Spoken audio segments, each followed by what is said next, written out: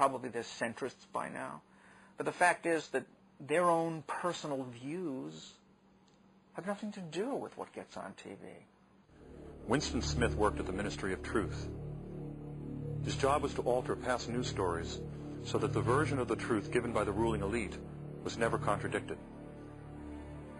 One of the most troubling things about the media's handling of the 2000 election came a year later. A consortium of major news organizations hired the respected National Opinion Research Council, called NORC, to inspect the 170,000 uncounted votes. NORC was not allowed to characterize its findings. The media companies did that. And the disturbing thing is that they hid the truth by distorting the Florida Supreme Court's actual ruling, which called for the counting of all votes where the intent of the voter was clear. According to the BBC's Greg Palast, who watched the NORC counting operation firsthand, one counter said, quote, "It screamed at you. If someone circled Gore, exactly who do you think they wanted as president?" The consortium did not comment on the exclusion of tens of thousands of clearly marked ballots, which the NORC data reveals. Instead, the consortium came up with a tortured analysis that showed Bush would have retained the lead under one method of counting, just the undervote. On December 24th, 2000, on NBC's Meet the Press, the moderator, Tim Russert, said the following: "Florida, Florida, Florida is over. The board is now retired." And that was pretty much the end of the mainstream news media's coverage of the Florida recount and the Supreme Court's decision to stop the counting of votes. Had Nicaragua had an election like this and the Sandinistas won, the very people who won the Republican election would have insisted that we not only invade Nicaragua, but that all the people who engineered the election be held for war crimes. They know that they're not there serving at the will of the American people. They know that they stole this election and they created this fraud by keeping African Americans away from the polls. They know this. And they know they have very little time to enact their agenda because they know that they're going to get the crap beat out of them next time. Forget what the media is telling you, okay? This guy ain't going to last, all right? And he knows it. They all know it. But if they would do this, if they would stoop this low to steal our White House, what else would they do? What else are they capable of? What else are they capable of? I want to know. So what we have here is not the sunlight of democracy, but the dark, ominous shadows of totalitarianism, despotism, fascism.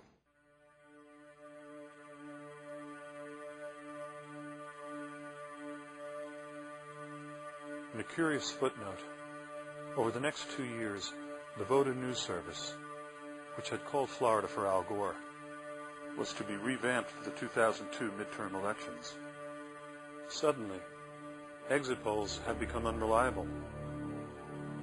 Then, on election night 2002, they weren't used. There were vague statements by the mainstream news media. As it turns out, the major networks own the Voter News Service. My guess is that the Voter News Service got it right on election night when they called Florida for Al Gore. According to congressional testimony, at that time, the Voter News Service projected Gore winning Florida by 7.3%, the equivalent of more than 300,000 votes.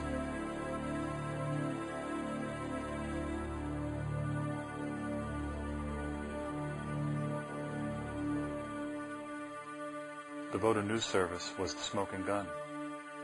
It had to disappear. Welcome to computer voting, the newest twist in our voting process. With no paper trail. Uncheckable.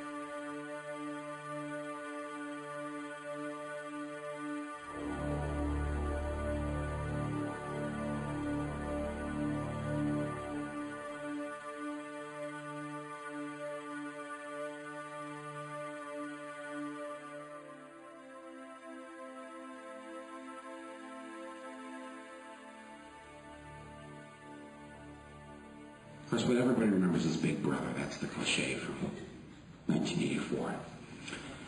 Let me remind you of another part of the story.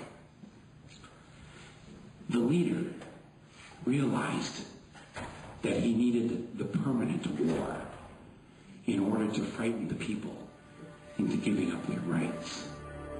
What happens when a group of people have unaccountable media power and can redefine the rules without being questioned? On September 25, 2002, as the United States moved toward war, relatives of the 9/11 victims spoke.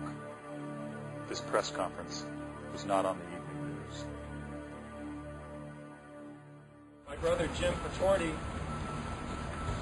worked on the 95th floor of the North Tower of the World Trade Center and lost his life on September 11th. And one of the hardest things I had to do was to tell my parents that they would not be seeing their oldest son again. No one victim of violence in war is less or more important than any other. So my brother, who was seen as a type of collateral damage in some fanatics' eyes, his death is no more or less important than the collateral damage of someone in Iraq or Afghanistan. It's a leveling commonality that we have in this region. And so for those people who are making decisions about leading us into this very dangerous era, they have an open invitation. They can come to my house over the holidays. My brother's birthday is right before Christmas. They can see what it's like to be around a family who's affected by war and terrorism. And we believe that this aggressive act, this unilateral act, will only inflame anti-Americanism that is already in the Middle East among Arab communities. It is a factor in leading fanatics to commit crimes such like September 11th. And they're saying to America, look, don't use this as a basis to go to war. Without dissent, you no longer have a democracy. You have a dictatorship. And that's what we're getting from the White House. Oceania is at war with East Asia.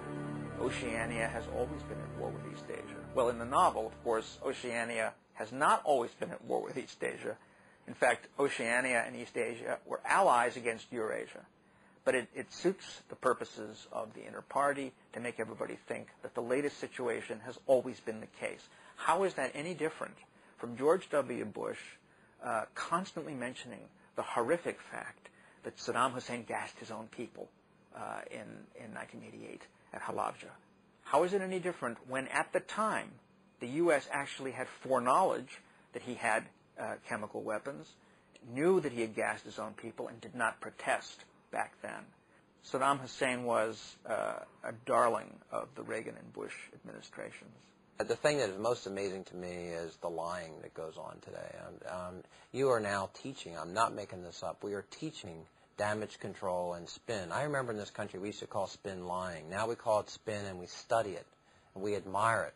How to put out a line of bull and have it fly for more than 24 hours, and then they high-five each other because they beat the other side if it's another party or it's another candidate or it's another company, if it's one company with another with their annual report of their quarterly earnings or this or that.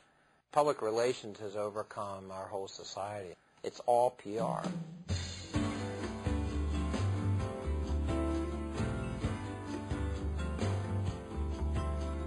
Tommy sat at his computer, turned it on and tied into the world's mind. Hidden brought a sense of baby with his enhanced memory, online and in line. Hidden taught to take advantage of the symbiosis. It's been well designed. Crazy, crazy Jane is dancing. Crazy Jane's the dancer. Crazy Jane's the dance. See her, pirouette on sorrow, all corrupt.